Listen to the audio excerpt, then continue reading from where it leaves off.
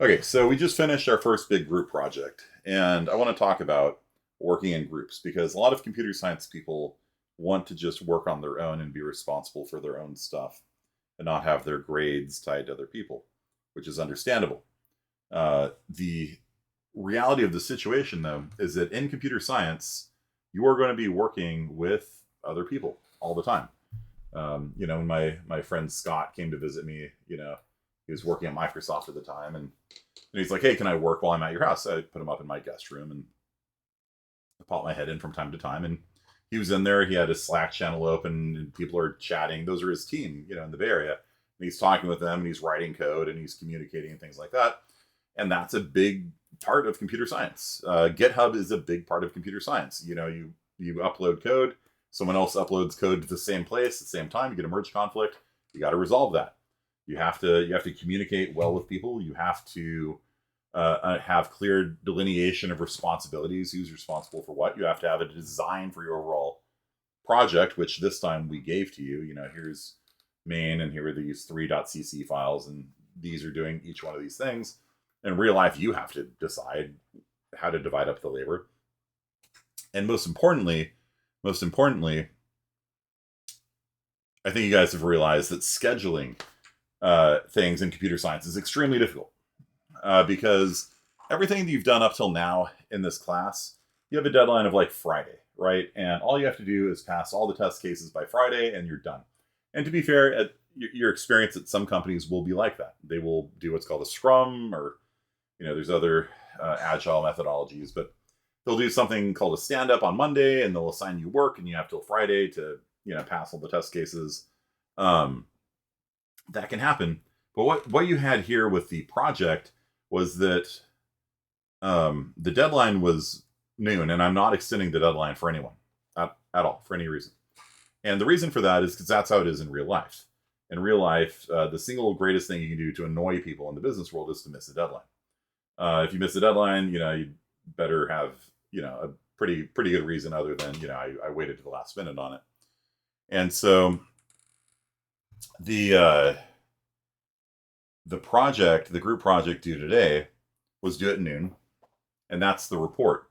In order to get the report done, though, you had to have all the benchmarking data done, which means in order to have enough time to write the report, all the benchmarking data should have been done and in the bag yesterday at some reasonable hour yesterday. And what a lot of you guys found when you're doing the benchmarking is that it takes a long time. Like when you benchmark, small things go really fast, but you start having more and more things that you're benchmarking. Some of them are fast, some of them are slow, and the size of the vector gets bigger and bigger. It gets slower and slower, and that's why it's so important to have a timing script that will automate it for you, so you don't have to run them all by hand, right? That'll put all the result data into an easy to parse file for the person who's writing the report. And you also have to start it early enough that you will let it run for a day or two sometimes, and then you'll have all of your timing data, and then you can graph it. Which means that if you have to start working on your report yesterday, that means you have to start benchmarking 2 days before that. So you have 24 hours for the tests to run, which means you have to write the tests the day before that. In order to write the tests, you probably have to have the code done. So all that has to be done the day before that. And you're looking at like Monday or Tuesday for something due today for actually having your vector class done, the ChatGPT class done, and the standard library class done. That's 4 days in advance, so you have enough time to clear the additional stages, because each of these stages were quite deliberately built on top of each other. And so I had students messaging me at midnight last night, like, "Okay, we finally got the classes done. Now what?"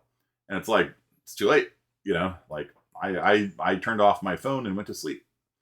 Like, it's like at that point you're dead in the water. Like there's nothing that can be done. You don't have time to. And there's another phase for testing the correctness as well. That was the ChatGPT person creating test cases to show that to show that your code is passing all the tests, show that your code is correct. You could feasibly do that in parallel with the benchmarking, assuming your code's right. But you don't want to benchmark incorrect code. If you're benchmarking incorrect code, none of those numbers mean anything, right? So kick it back another day. scheduling these things is hard. And now you have to communicate with 4 people, right?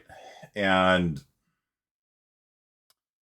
having 4 people be all on the same page, having all their code done, 4 days of what they consider mentally the deadline, it's hard. And a lot of groups just potatoed on it. Like, I went to teach at Fresno State today.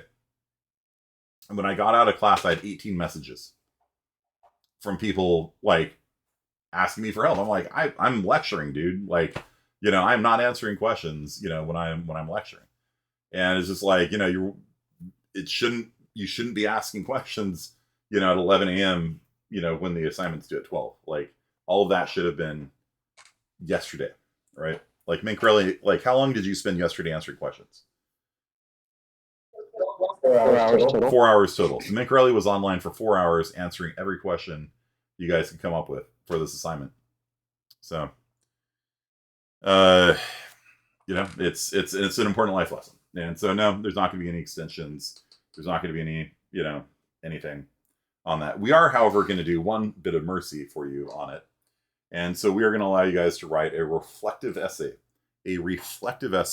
written by all the members of your team collaboratively. And if you can't find a member of your team, put them down as an author and say they're a ghost member.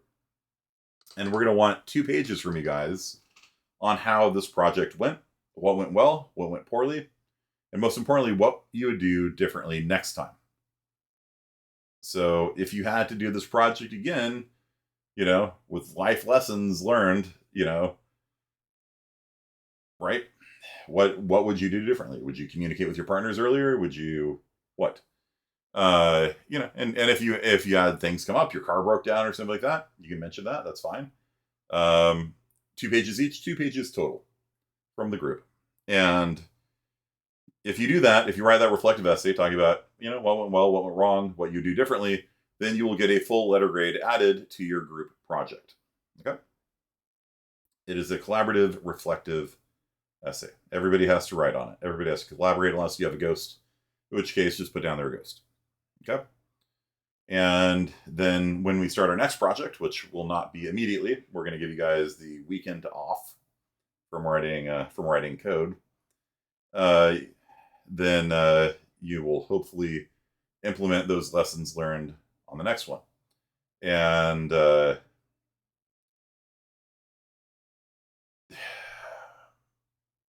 also by running RAT, we're going to be able to bracket you a little bit better. And so you'll hopefully be with teammates that are not going to be freeloading.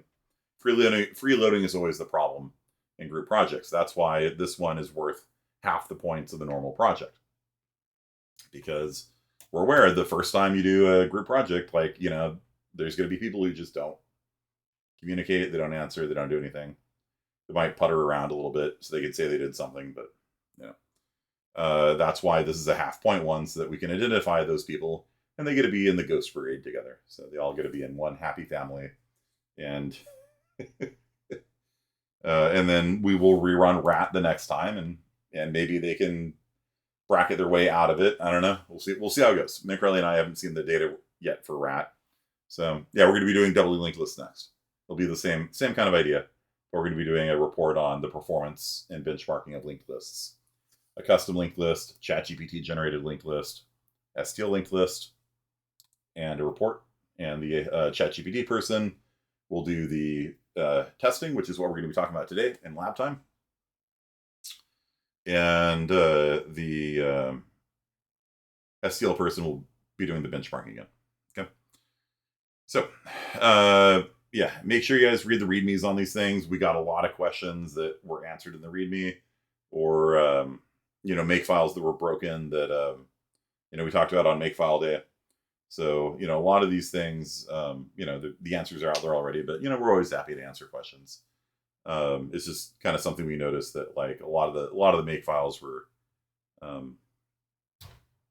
good. So Minkrelli and I are going to be grading the projects over the weekend, and we'll see how it goes.